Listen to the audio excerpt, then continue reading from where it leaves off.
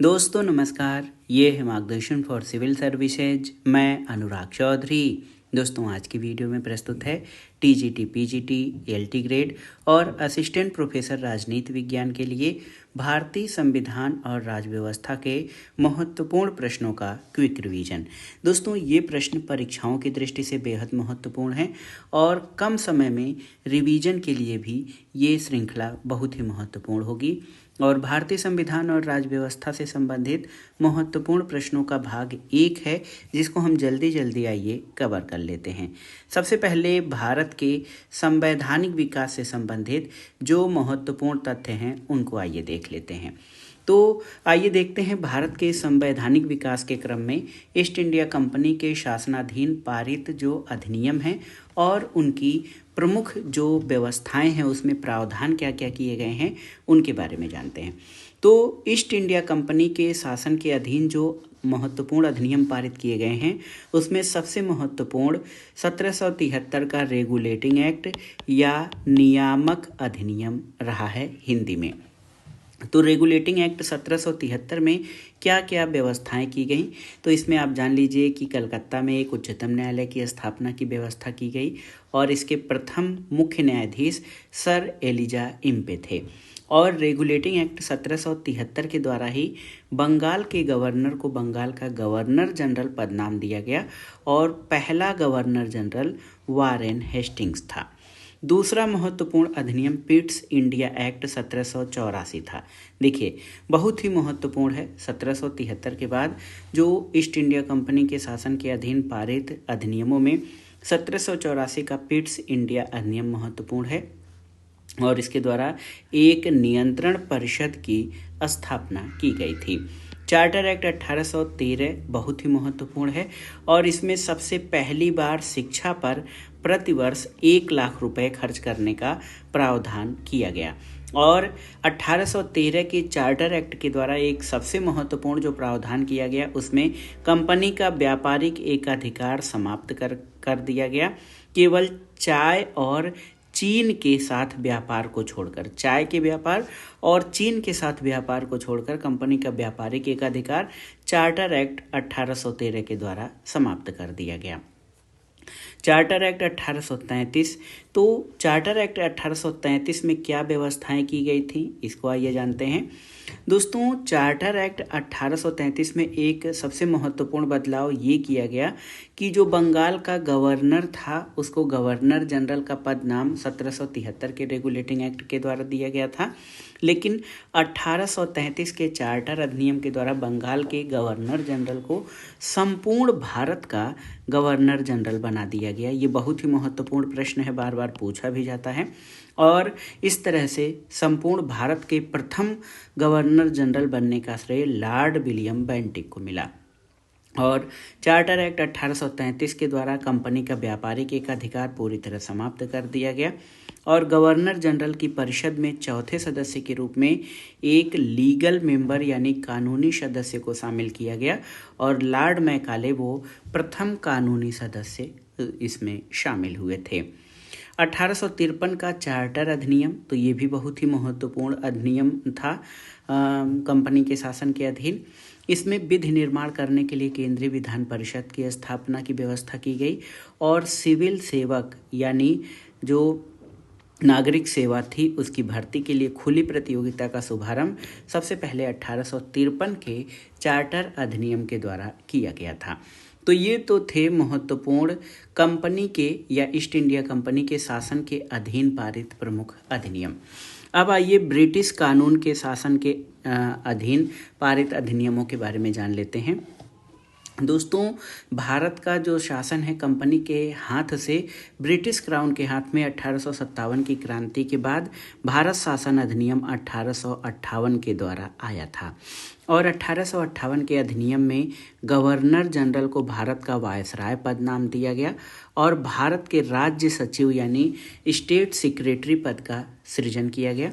और भारत का शासन इसमें महत्वपूर्ण बदलाव ये हुआ कि पहले ईस्ट इंडिया कंपनी के हाथ में थी और कंपनी से छीनकर सीधे ब्रिटिश शासन के अधीन कर दिया गया था भारत शासन अधिनियम 1858 के द्वारा। भारत परिषद अधिनियम 1861 दूसरा महत्वपूर्ण अधिनियम था। इसके द्वारा वायसराय को अध्यादेश जारी करने की शक्ति दी गई। बहुत ही महत्वपूर्ण बदलाव किया गया। भारत परिषद अधिनियम 1861 के द्वारा वायसराय को अध्यादेश जारी करने की शक्ति दी गई। विकेंद्रीकरण की शुरुआत कब हुई? तो आप जान लीजिए, भारत परिषद अधिनियम 1892 के द्वारा दोस्तों विकेंद्रीकरण की शुरुआत 1861 के अधिनियम के द्वारा की गई थी। अब आइए भारत परिषद अधिनियम 1892 के प्रमुख प्रावधानों के बारे में जान लेते हैं। तो केंद्रीय विधान परिषद, देखिए, केंद्रीय विधान परिषद के भारतीय सदस्यों को वार्षिक बजट पर बहस करने का और प्रश्न पूछने का अधिकार दिया गया, लेकिन जो पूरक प्रश्न पूछने और मतदान का अधिकार इनको नहीं दिया गया। तो ये 1892 के अधिनियम के द्वारा जो है, एक प्रकार से देखा जाए तो शासन में सहभागिता का सबसे पहला अधिकार दिया गया और केंद्रीय विधान परिषद के भारतीय सदस्यों को वार्षिक बजट पर बहस करने का और प्रश्न पूछने का अधिकार तो दिया गया, लेकिन इसमें वो पूरक प्रश्न नहीं पूछ सकते थे, ना ही उनको मतदान का ही अधिकार था। देखिए, भारत परिषद अधिनियम 1909, तो ये भी बहुत ही महत्वपूर्ण था और 1909 का अधिनियम इस मामले में महत्वपूर्ण है क्योंकि इसमें पृथक निर्वाचन के आधार पर मुस्लिमों के लिए सांप्रदायिक प्रतिनिधित्व का प्रावधान किया गया और सांप्रदायिकता या देश के विभाजन की शुरुआत कहीं न कहीं यहीं से हो गई थी और 1909 के अधिनियम को मार्ले मिंटो सुधार अधिनियम भी कहा जाता है। अब आइए भारत शासन अधिनियम 1919 को जानते हैं। तो इसको मॉन्टेग्यू चेम्सफोर्ड सुधार अधिनियम कहा जाता है। केंद्र में द्विसदनी व्यवस्था का प्रारंभ जो है, ये आप जान लीजिए कि भारत शासन अधिनियम 1919 के द्वारा हुआ और प्रांतों में द्वैध शासन की शुरुआत हुई और इस अधिनियम के द्वारा जो विषय थे उनको दो भागों में आरक्षित और हस्तांतरित में बांटा गया था। अब आइए जानते हैं भारत शासन अधिनियम 1935। तो ये भी बहुत ही महत्वपूर्ण अधिनियम रहा। क्यों? क्योंकि जो ऐसे तो सामान्य रूप से देखिए, केंद्र में संघात्मक सरकार की स्थापना 1935 के अधिनियम के द्वारा की गई। प्रांतों में द्वैध शासन की समाप्ति इस अधिनियम के द्वारा की गई। केंद्र में द्वैध शासन की शुरुआत, केंद्रीय बैंक और संघीय न्यायालय की स्थापना और बर्मा को भारत से अलग भारत शासन अधिनियम 1935 के द्वारा किया गया और सिंध और उड़ीसा नामक नए प्रांतों का निर्माण भी भारत शासन अधिनियम 1935 के द्वारा किया गया। और आप जान लीजिए कि ये अधिनियम इतना महत्वपूर्ण है कि भारतीय संविधान के काफ़ी अनुच्छेद, मतलब 200 प्लस अनुच्छेद हूबहू इसी शासन अधिनियम 1935 के अंतर्गत जो अधिनियम बना था उसमें से काफ़ी अनुच्छेद ग्रहण किए गए हैं। अब आइए देखते हैं दोस्तों कैबिनेट मिशन योजना 1946 के बारे में। तो कैबिनेट मिशन योजना का गठन कैसे हुआ था? आप जान लीजिए, कैबिनेट मिशन योजना का गठन जो है, ये कैबिनेट मिशन योजना 1946 के तहत अप्रत्यक्ष निर्वाचन के द्वारा किया गया था और इसी योजना के तहत, कैबिनेट मिशन योजना के तहत भारतीय संविधान सभा गठित की गई। इसके कुल सदस्य 389 थे। ब्रिटिश भारत से इसमें 296 सदस्य, देसी रियासतों से 93 और महिला सदस्यों की संख्या 15 थी। और भारतीय संविधान सभा जो गठित हुई उसकी पहली बैठक, डेट याद रखिएगा, 9 दिसंबर 1946 को हुई थी। और इसके पदाधिकारियों में देखिए, प्रथम अस्थायी अध्यक्ष डॉक्टर सच्चिदानंद सिन्हा थे, अस्थायी अध्यक्ष डॉक्टर राजेंद्र प्रसाद और हमारे संविधान सभा के उपाध्यक्ष HC मुखर्जी थे। संवैधानिक सलाहकार VN राव, बेनेगल नरसिंह राव थे। यहाँ पर देखिए उद्देश्य प्रस्ताव, तो भारतीय संविधान सभा में उद्देश्य प्रस्ताव 13 दिसंबर 1946 को प्रस्तुत किया गया था, डेट याद रखिएगा। इसके प्रस्तुतकर्ता पंडित जवाहरलाल नेहरू थे और संविधान सभा द्वारा उद्देश्य प्रस्ताव को 22 जनवरी 1947 को पारित किया गया था और उद्देश्य प्रस्ताव ही प्रस्तावना बना है। आप जान लीजिए कि संविधान सभा की अंतिम बैठक 24 जनवरी 1950 को हुई थी। अब आइए आगे बढ़ते हैं दोस्तों, संविधान सभा की प्रमुख समितियां और उनके अध्यक्ष के बारे में जान लेते हैं। तो संविधान सभा की प्रमुख समितियां और उनके अध्यक्ष में जब आप देखेंगे तो संघ शक्ति समिति, संघीय संविधान समिति के अध्यक्ष जवाहरलाल नेहरू थे। जवाहरलाल नेहरू संविधान सभा में संघ शक्ति समिति और संघीय संविधान समिति के अध्यक्ष थे। डॉक्टर राजेंद्र प्रसाद नियम समिति, प्रक्रिया समिति और संचालन समिति के अध्यक्ष थे। सरदार वल्लभ भाई पटेल प्रांतीय संविधान समिति, मौलिक अधिकारों और अल्पसंख्यकों समिति संबंधी जो समिति थी उसके अध्यक्ष थे। और एक महत्वपूर्ण समिति ड्राफ्ट कमेटी थी जिसके अध्यक्ष डॉक्टर भीमराव अंबेडकर थे, प्रारूप समिति। इसका गठन 29 अगस्त 1947 को हुआ था। और आप जान लीजिए कि बहुत ही महत्वपूर्ण है, ये जो समिति थी 7 सदस्यीय समिति थी। भारत का संविधान दोस्तों इसी संविधान सभा ने बनाया था और 26 नवंबर 1949 को संविधान सभा द्वारा ये पारित किया गया था और ये संविधान 26 जनवरी 1950 से लागू किया गया। संविधान निर्माण में कुल 2 साल 11 महीने 18 दिन का समय लगा था। मूल संविधान में 22 भाग, 8 अनुसूचियां और 395 अनुच्छेद थे।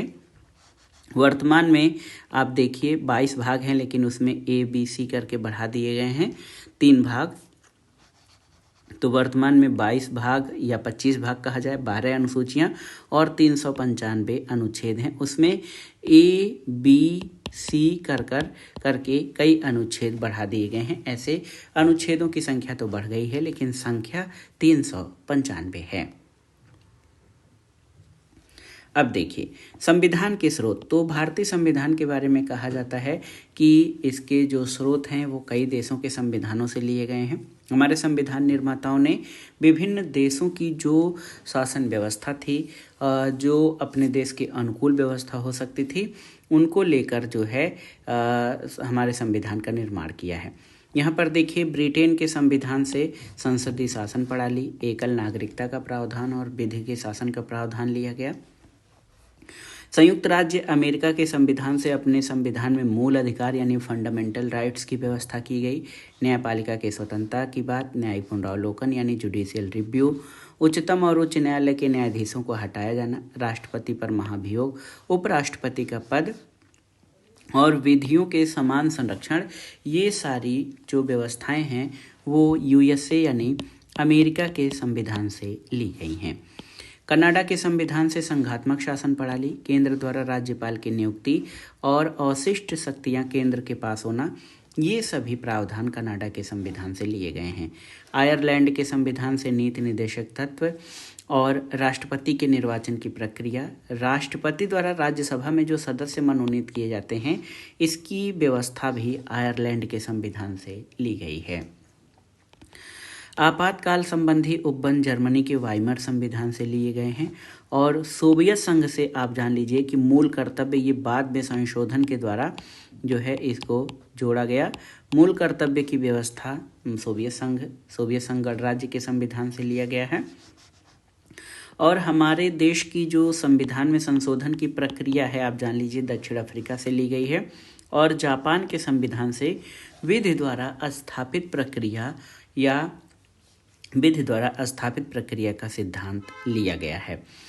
अगला जो है देख सकते हैं आप उद्देशिका या प्रस्तावना जो है, ये भारतीय संविधान की उद्देशिका या प्रस्तावना को भारतीय संविधान की कुंजी कहा जाता है, क्योंकि इससे हम संविधान के सभी जो महत्वपूर्ण उपबंध हैं उनको समझने में हमें सहायता मिलती है कि भारतीय संविधान, भारत का स्वरूप कैसा है, ये लोगों को किन किन अधिकारों की गारंटी देता है, इसका दर्शन क्या है, ये सभी चीज़ें उद्देशिका में निहित होती हैं। तो उद्देशिका या प्रस्तावना में भारत को एक संपूर्ण प्रभुत्व संपन्न समाजवादी पंथ निरपेक्ष लोकतंत्रात्मक गणराज्य माना गया है और इसमें 3 प्रकार के न्याय, सामाजिक, आर्थिक और राजनैतिक न्याय की व्यवस्था की गई है और विचार, अभिव्यक्ति, विश्वास, धर्म और उपासना की स्वतंत्रता। तो यहाँ पर देखिए, यहाँ पर 5 प्रकार के स्वतंत्रताओं की बात की गई है। प्रतिष्ठा और अवसर की समता की बात भारतीय संविधान की प्रस्तावना में वर्णित है। 42वां संविधान संशोधन अधिनियम 1976 द्वारा 3 शब्द जोड़े गए भारतीय संविधान में, समाजवादी, पंथ निरपेक्ष और अखंडता। याद रखिएगा, 3 शब्द जोड़े गए हैं। जब हम प्रस्तावना पढ़ते हैं तो हमें प्रस्तावना की जो कीवर्ड्स हैं उनको याद करना पड़ेगा और एक क्रम में, जैसे हम भारत के लोग भारत को एक संपूर्ण प्रभुत्व संपन्न समाजवादी पंथ निरपेक्ष लोकतंत्रात्मक गणराज्य बनाने के लिए तथा इसके समस्त नागरिकों में सामाजिक आर्थिक राजनैतिक न्याय, तो इस तरह से जो भी क्रम है वो आपसे परीक्षाओं में पूछा जाता है, तो वो क्रम भी आपको याद रखना पड़ेगा। दोस्तों, ये जो प्रस्तावना है, प्रियम्बुल है, संविधान का भाग है या अथवा नहीं, इस पर काफ़ी वाद विवाद हुआ, लेकिन केशवानंद भारतीवाद 1973 में उच्चतम न्यायालय यानी सुप्रीम कोर्ट ने उद्देशिका को संविधान का भाग माना है और पंडित जवाहरलाल नेहरू ने उद्देशिका को संविधान की आत्मा कहा है। के.एम. मुंशी, कन्हैया लाल माणिक लाल मुंशी ने उद्देशिका को राजनीतिक जन्मपत्री या राजनीतिक कुंडली की संज्ञा दी है। अब आइए राष्ट्रीय प्रतीकों के बारे में, जो हमारे राष्ट्रीय प्रतीक हैं उनके बारे में जान लेते हैं। हमारा राष्ट्रीय ध्वज तिरंगा है, आप सभी जानते हैं, और राष्ट्रीय चिन्ह सारनाथ का अशोक के सिंह स्तंभ की अनुकृति है। राष्ट्रगान जनगण मन रविन्द्रनाथ टैगोर द्वारा रचित। राष्ट्रगीत वंदे मातरम है, बंकिम चंद्र चटर्जी ने अपने आनंदमठ उपन्यास में इसको गीत को लिखा है। राष्ट्रीय पशु बाघ है, राष्ट्रीय पक्षी मोर। राष्ट्रीय कैलेंडर हमारा शक संवत पर आधारित जो पंचांग है वो राष्ट्रीय कैलेंडर है। इसका पहला महीना चैत्र है और अंतिम महीना फाल्गुन है। राष्ट्रीय पुष्प कमल है, राष्ट्रीय फल आम। राष्ट्रीय वृक्ष जो है ये बरगद है। राष्ट्रीय जलीय जीव डॉल्फिन को घोषित किया गया है और राष्ट्रीय विरासत पशु नेशनल हेरिटेज एनिमल हाथी है। तो ये सभी भारत के राष्ट्रीय प्रतीक हैं जिनके बारे में जानना जरूरी है। कुछ नए राज्यों का भी गठन किया गया है, आप देख सकते हैं नए राज्य जो गठित किए गए हैं उसमें भाषाई आधार पर सबसे पहला जो राज्य गठित किया गया था आंध्र प्रदेश, और इसके गठन की तिथि 1 अक्टूबर 1953 है। गुजरात का याद रखिएगा, 1 मई 1960 को गुजरात बना। नागालैंड 1 दिसंबर 1963 को। हरियाणा नए राज्य के रूप में 1 नवंबर 1966 को स्थापित हुआ। हिमाचल प्रदेश 25 जनवरी 1971। मणिपुर, मेघालय और त्रिपुरा ये पूर्वोत्तर के राज्य हैं, 21 जनवरी 1972 को अस्तित्व में आए थे। सिक्किम राज्य का गठन जो है 16 मई 1975 को हुआ था और 36वें संविधान संशोधन के द्वारा इसको पूर्ण राज्य का दर्जा दिया गया था। मिजोरम 20 फरवरी 1987 और अरुणाचल प्रदेश 20 फरवरी 1987 को गठित हुआ था। गोवा 30 मई 1987 को भारत का अभिन्न अंग बना और छत्तीसगढ़ 1 नवंबर 2000 को। उत्तराखंड नए राज्य के रूप में 9 नवंबर 2000 को और झारखंड 15 नवंबर 2000 को अस्तित्व में आया था। तेलंगाना आंध्र प्रदेश को काटकर 2 जून 2014 को तेलंगाना की स्थापना हुई थी। राज्यों का गठन से संबंधित जो महत्वपूर्ण तथ्य हैं उनको जान लेते हैं। भाषा के आधार पर गठित पहला राज्य आंध्र प्रदेश था। 1 अक्टूबर 1953 को तेलुगु भाषी राज्य के रूप में इसकी स्थापना हुई। राज्य पुनर्गठन आयोग का गठन 1953 में हुआ था। इसके अध्यक्ष फजल अली थे। 2 अन्य सदस्य के.एम. पडिक्कर और H.N. कुंजरू यानी हृदयनाथ कुंजरू थे। उत्तर प्रदेश का गठन 24 जनवरी 1950 को हुआ था और पहले इसे यूनाइटेड प्रोविंस या संयुक्त प्रांत के नाम से जाना जाता था। कर्नाटक, केरल, मध्य प्रदेश और राजस्थान की स्थापना नवंबर 1956 को की गई थी, याद रखिएगा। अब आइए देख लेते हैं यहाँ पर मूल अधिकार और जो हमारे आप देख सकते हैं मूल अधिकारों के बारे में जान लेते हैं। जो महत्वपूर्ण तथ्य हैं उनको जान लेते हैं। तो मूल अधिकार भारतीय संविधान में आप जानते हैं संविधान के भाग 3 में अनुच्छेद 12 से 53 तक 6 फंडामेंटल राइट्स की व्यवस्था की गई है। समानता, स्वतंत्रता, शोषण के विरुद्ध अधिकार, धर्म की स्वतंत्रता, संस्कृति और शिक्षा संबंधी अधिकार तथा संवैधानिक उपचारों का अधिकार।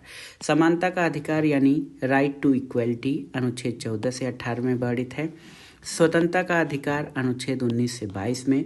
शोषण के विरुद्ध अधिकार अनुच्छेद 23-24 में। धर्म की स्वतंत्रता का अधिकार अनुच्छेद 25 से 28 में। संस्कृति और शिक्षा संबंधी अधिकार अनुच्छेद 29-30 में वर्णित है। और संवैधानिक उपचारों का अधिकार जो है अनुच्छेद 32 में वर्णित है। मूल अधिकार की कुछ महत्वपूर्ण विशेषताओं को जान लेते हैं। आप जान लीजिए दोस्तों, मूल अधिकार 44वें संविधान संशोधन अधिनियम 1978 के द्वारा पहले एक संपत्ति का अधिकार था, वो मूल अधिकार था, लेकिन 44वें संविधान संशोधन 1978 के द्वारा इसको अनुच्छेद 300A या 300K के तहत एक विधिक या लीगल राइट्स के रूप में शामिल किया गया है, विधिक अधिकार बना दिया गया है। यानी संपत्ति का अधिकार अब मूल अधिकार नहीं है।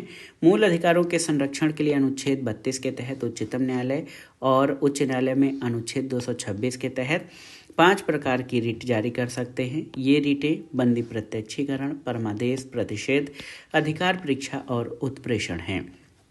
और इसके अलावा राष्ट्रपति द्वारा जब आपातकाल की घोषणा की जाती है तो अनुच्छेद 19 में वर्णित मूल अधिकार स्वतः समाप्त हो जाते हैं अनुच्छेद 358 के अंतर्गत। और अनुच्छेद 19 जो है ये स्वतंत्रता के अधिकार में शामिल है। तो ये था आज का वीडियो। इसमें हमने टीजीटी, पीजीटी, ईएलटी ग्रेड और असिस्टेंट प्रोफेसर आदि परीक्षाओं के लिए भारतीय संविधान और राज्य व्यवस्था से संबंधित महत्वपूर्ण प्रश्नों को कवर किया।